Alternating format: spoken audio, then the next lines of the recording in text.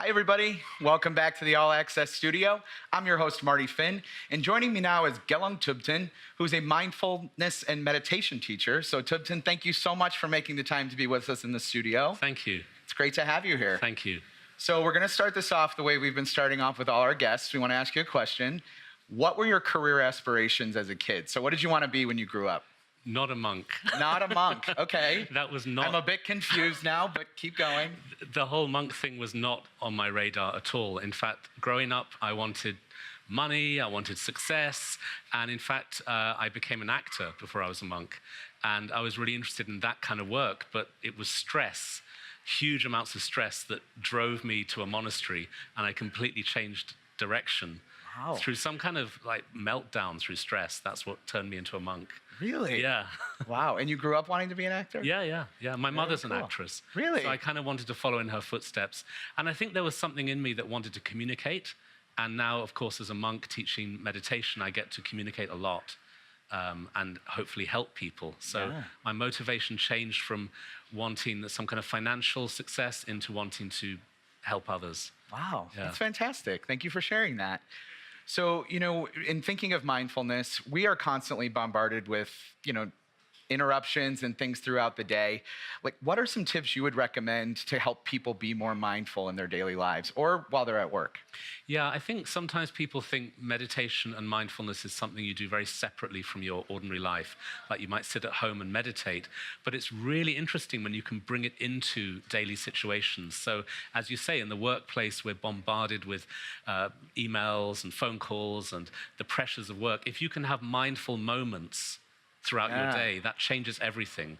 So I try to help people to practice those moments of stillness, even in the busyness of working life. So just taking a moment to feel the ground under your feet, be aware of the chair under your body, just those moments throughout the day help you to be less affected by all of the stress around you. Yeah, I think that's a wonderful tip. I actually have a question for you personally. So how can someone even get started doing that, finding those mindful moments? I personally would love to know, and I think a lot of our viewers would too. It's all about building up the habit. So I think, first of all, we've got to realize it's good for us.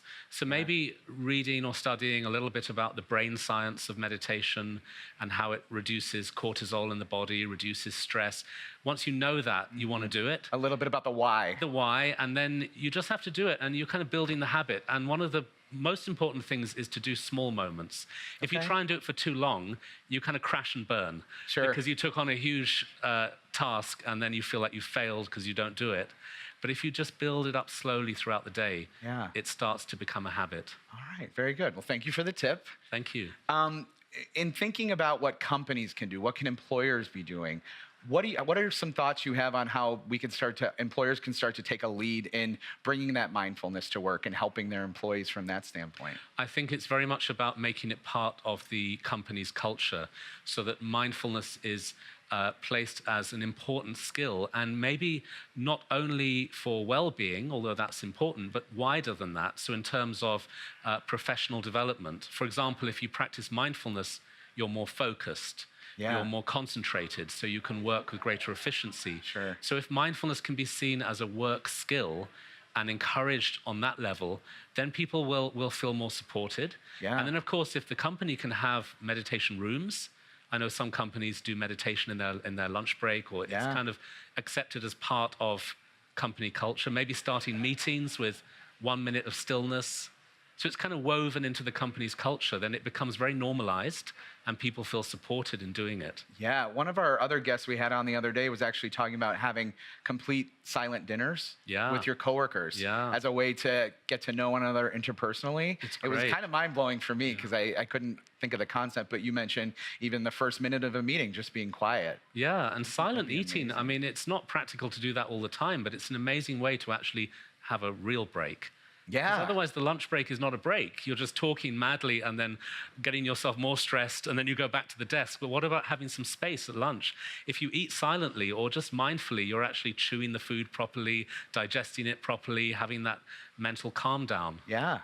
Awesome. Thank you so much. So on the topic of being stressed, you mentioned, I know you're going to be doing several sessions at Talent Connect. That involves public speaking. I think a lot of our viewers, public speaking can be a very nerve-wracking thing for people to do. What are some of your thoughts? How do you prepare yourself to give a presentation, public speak, calm those nerves? Actually, the first time I had to speak in public, I was so frightened I started crying. I used to be really nervous, and now I find it very easy because of mindfulness.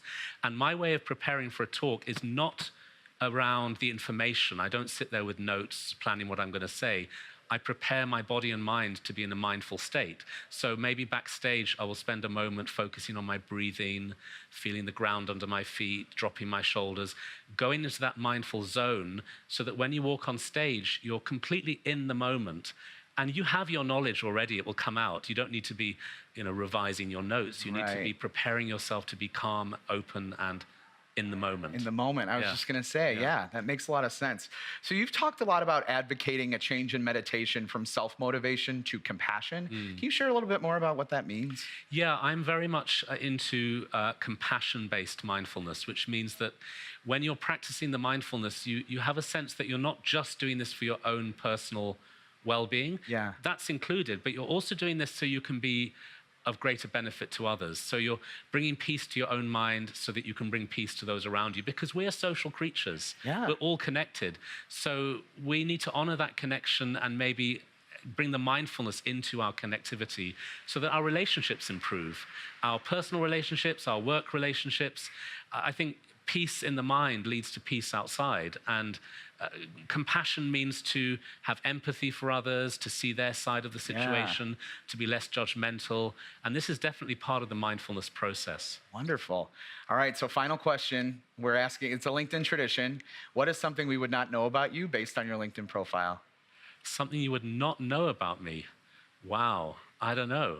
Is that I haven't always worn these clothes. I mean, this whole monk thing was, I've been a monk for 25 years, but before that, I was very different. If you'd have seen me then, you would never have recognized me. I had kind of punky hair, spiky hair, and I was quite wild. All right, going out on acting jobs, huh? Yeah.